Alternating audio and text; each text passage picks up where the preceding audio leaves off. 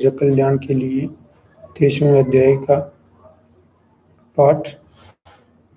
ब्रह्मा जी बोले कि हे नारद, सती ने अपने पिता के घर यज्ञ का हाल सुनकर चाहा कि मैं भी जाऊं, और इस इच्छा से अकेली सदाशिव के पास गई और देखा कि सेवगण शिव जी की सेवा में लगे हुए, अर्थात चंड, मुंड, बाण, भृंगी, नंदी, महाकाल, महामुंड, महासर, नंद, उदातकामी, धूमर, विभर, उदात, विषाण, सुपतकेतु, धूमर विलोचन, सबलबाहु, धूमरकेतु, धूमल चरणादि और बहुत से गण चरण सेवा कर रहे हैं। उस समय शिव जी का रूप महाभयंकर था। नगन रूप केवल रुद्राक्ष धारण किए हुए जटा लटक रही थी, सिर पर भस्म से शोभित ऐसे स्वरूप में शिव को एक सती ने प्रणाम किया। शिव जी ने अति प्रीति कर सती को बिठा लिया।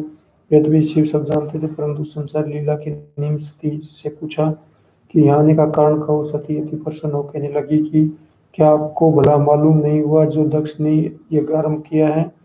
मित्रों और बंधुओं की भेंट बड़ा धर्म है, इसलिए अच्छे लोग भले बंधुओं की संगति स्वीकार करते हैं और बड़ा आनंद उठाते हैं। इसलिए उचित है कि आप चलकर यज्ञ को पवित्र करें और मुझे अपने साथ ले जाकर मेरी इच्छा पूर्ण करें।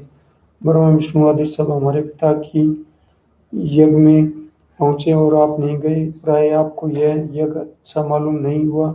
आप मुझे न जाने का हेतु विस्तार से कहिए। मैं तो आपकी दासी हूँ। मेरी बड़ी इच्छा है कि आपने अपने पिता के घर जाऊं। आप मुझे साथ लेकर चलिए। यह सुनकर शिव जी मुस्कुरा कर कहने लगे कि तुम्हारे पिता दक्ष ने हमको निमंत्रण नहीं भेजा और बैर रखकर हमारा अनादर किया है। केवल तुमको नहीं बुलाया, बाकी और सब लड़कियां वहां पहुंची है।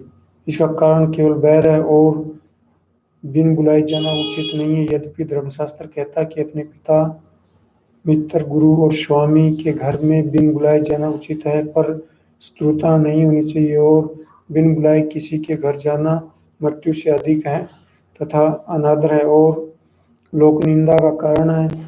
यह सुन सती बोली कि हे स्वामीन, आप इस बैर का कारण बतावे। शिव ने पहला वृत्तांत सब कह दिया और कहा, जो बिन बुलाए इंद्र भी किसी के घर जावे तो वह भी तुच्छ मानहीन समझे जाते हैं। इसलिए उचित है कि दक्ष के यज्ञ में न जाओ, नहीं तो बड़ा दुख होगा। शिव ने बहुत प्रकार से सती को मना ही किया, पर वह यह समझना सती को अच्छा मालूम नहीं है। वे दक्ष पर अति अप्रसन्न और कोपित हो कहने लगी कि हे शिव, आप तो तीनों लोक के आनंद देने वाले हैं। आपका स्मरण देवता करते हैं। आप यज्ञ रूप, यज्ञ कर्म और यज्ञ के फल हैं। आपकी दृष्टि मात्र से तीनों लोग तृप्त हो जाते हैं। आपसे यज्ञ पवित्र और पूर्ण होता है। सो मूर्ख दक्ष ने आपको न बुलाया।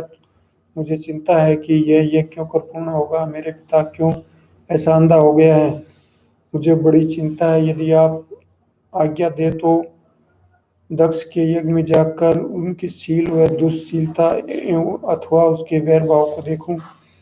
जो कि शिव को कुछ और लीला व चरित्र करना था। तो सती को जाने की आज्ञा देकर कहा कि तुम नंदी पर सवार होकर जाओ और अपने 60,000 गण सती के साथ देकर विदा किया। अच्छे अच्छे वस्त्र भूषण दिए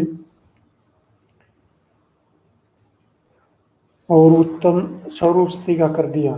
हे नारद, शिव ने ऐसी माया की कि सती बड़ी धूमधाम से चली।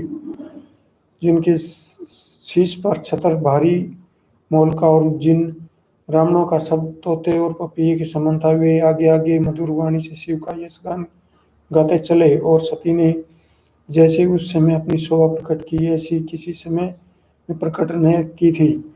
चलने के समय एक बड़ा शब्द हुआ कि कोई कुत्ता, कोई चलता और सब प्रसन्न हो और औरों को भी आनंद देते हुए चलते। कोई सती का प्रताप वर्णन करता, कोई शिव महिमा गाता और महाप्रसन्न नाना प्रकार की गति से चलते सती की सेवा करते हुए दक्ष के यज्ञ में जा पहुंचे। ओम नमः शिवाय। 23वां अध्याय समाप्तम।